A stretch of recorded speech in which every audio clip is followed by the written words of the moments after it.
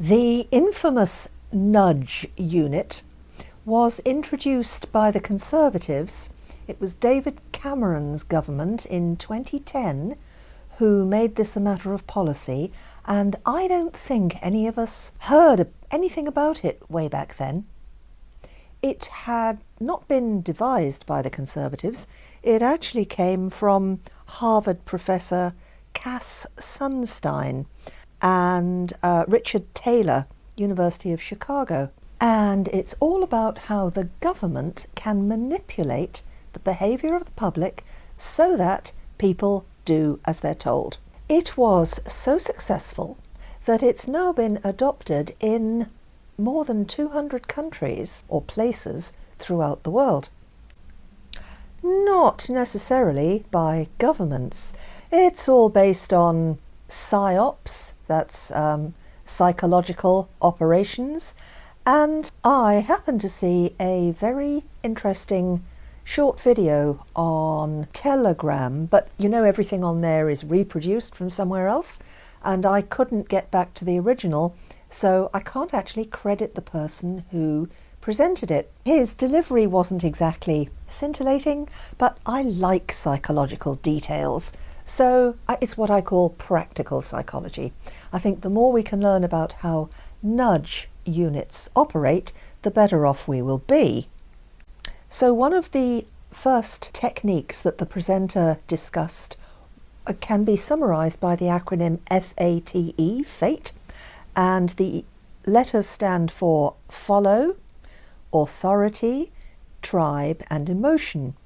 So to summarize what he had to say, if our attention is focused by people that we are familiar with, repeating the same message continually, we're going to believe it just because we've heard it so many times.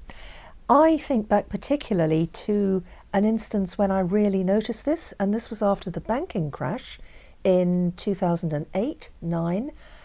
We weren't feeling any pain here in England. Everybody felt that there was enough money and so forth, but the media incessantly was telling us about how inflation was rising and the cost of living was going to blazes and all of us would have to tighten our belts and all the usual stuff. But it didn't feel true at the time. It really did give the impression that the media were orchestrating that recession. Now, clearly they didn't, because the ramifications of 2008 in fact did hit, but they took quite a lot of time to do so. But the media made us feel bad long before it actually happened. Oh, and I wanted to say earlier, although the existence and creation of the nudge unit was kept secret in 2010, it became very well known in 2020 when it was casually mentioned, or I don't know, maybe there was an article in the Daily Mail or Reader's Digest or something like that. And suddenly, yes, people made connections between what the nudge unit had been designed to do and the way we were all being, well, let's face it, terrorized by this new health threat that had come over the horizon. And what happened during the early days of lockdown? Every single afternoon we would be presented with Three Stooges on television telling us all about how dire the situation was and what we had to do to look after ourselves and what we weren't allowed to do, and so on and so forth. Remember those terms that they used incessantly? Most particularly, it was unprecedented. They used it to excuse everything that they were not doing.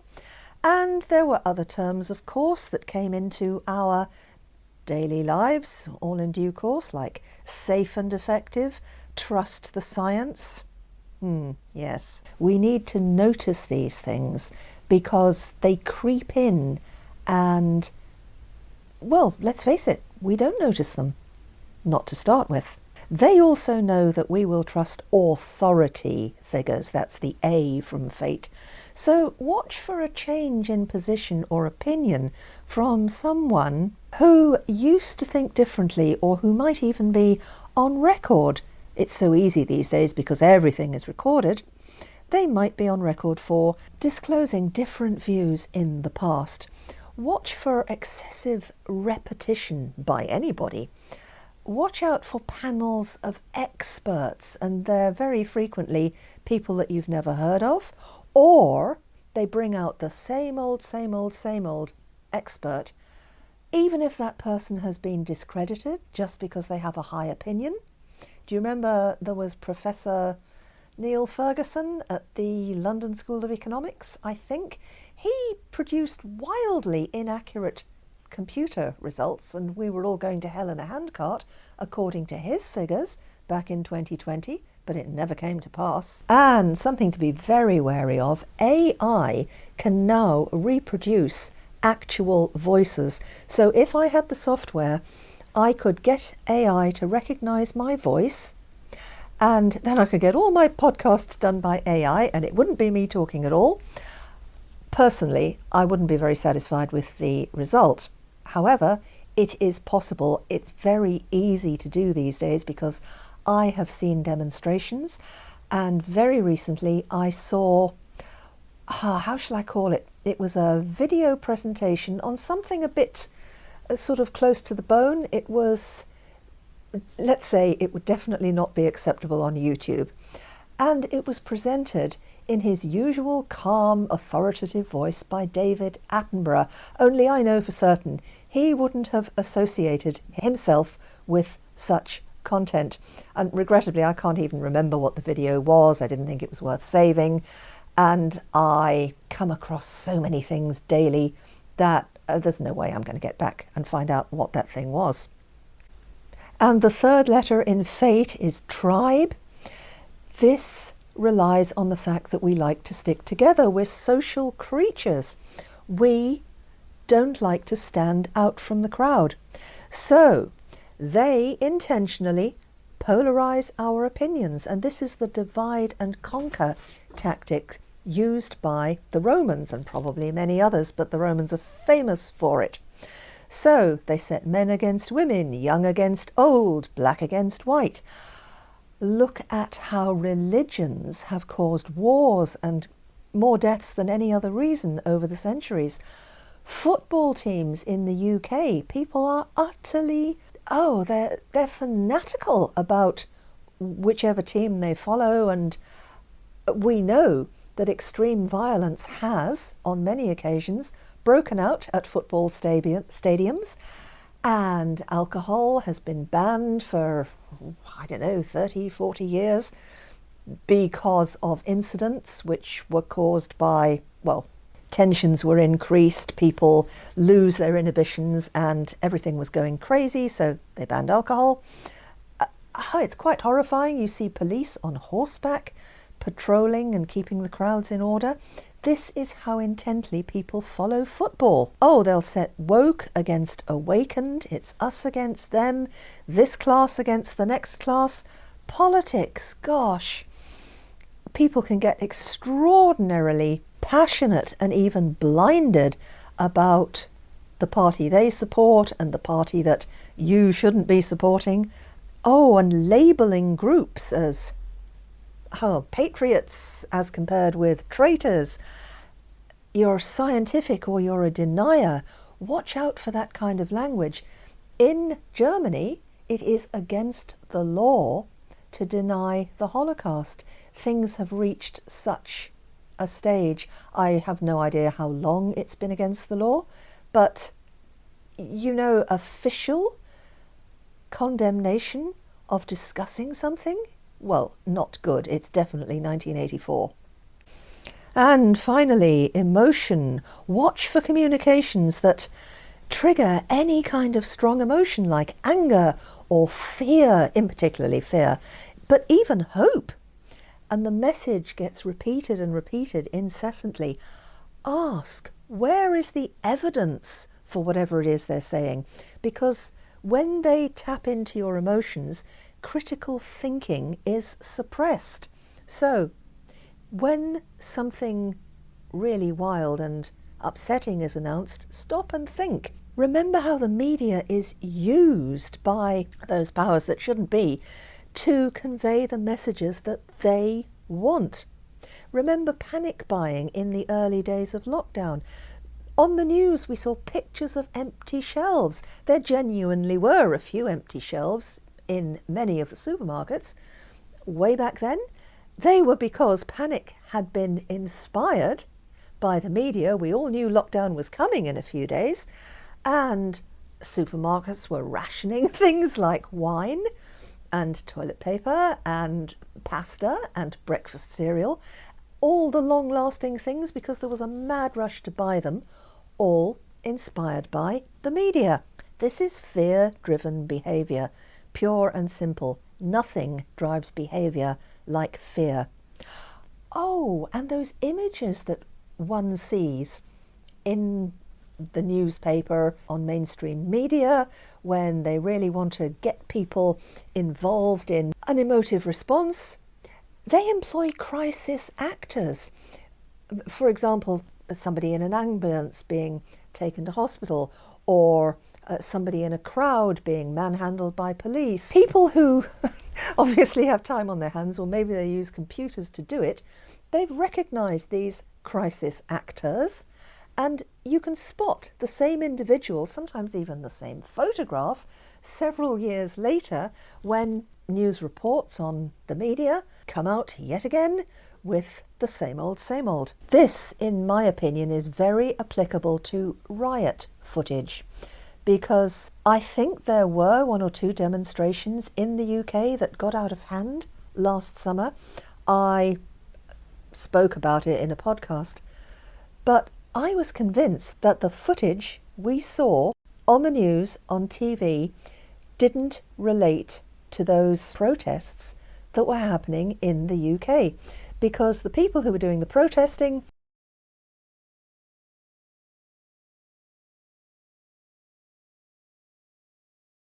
now, apparently one of the survival methods that drives our behaviour is noticing when there's a sudden change or difference in our surroundings, because we are hardwired to respond. It's a matter of survival. It's our ancient brain keeping us safe. Is this change a threat, or is it an opportunity? Consider what happens in the media. There's an unexpected crisis. There's a dramatic revelation. They're wanting to create a shift in public opinion. So notice what's going on. Question why. Is there perhaps an election coming up, or a referendum, something of that nature? What about timing? Is it too convenient to be genuine and not a coincidence? Remember, views, which is one of the ways we measure the success of something on YouTube, views can be bought. I don't know how it's done, but some YouTube videos, when first released, show that there have already been thousands of views within 1 or 2 hours, because when a video has been up for less than 24 hours, they don't count in days, they count in minutes, then hours, and then days. So if something has only been available for 20 minutes or 2 hours, to me it doesn't seem possible that it's already collected thousands of views. Oh, and remember that phrase, it's a good day to bury bad news. That was in reference to 9/11, which was way back in 2001. Joe Moore from the UK's Labour Party made the comment in connection with the upcoming budget, I believe, and the memo in which she made it, because unfortunately she made it in writing, and it was leaked. And as a result, essentially she lost her job. She wasn't summarily fired, but she had to resign within about a year. And of course there really was bad news in the USA, because Donald Rumsfeld didn't reveal that $2.3 trillion had been lost by the Pentagon. And he was supposedly going to make that announcement It was discussed, I think, and scheduled the day before 9/11, in other words, on the 10th of September, but the announcement never happened. Well, it wasn't necessary, was it? And how many years did it take for the fuss about 9/11 to die down and become history? Watch out for repetition. Some stories, the same stories, get top billing in multiple different media forms. Try and locate the independent voices. Is the solution, for example, to some health problem possibly being sold by the body who is behind the scientific study that they're promoting, or the peer-reviewed article? Millions of dollars were made by those companies who produced the medical interventions that were supposed to see us out of the pandemic. Another thing to look for is cognitive dissonance being used as a weapon.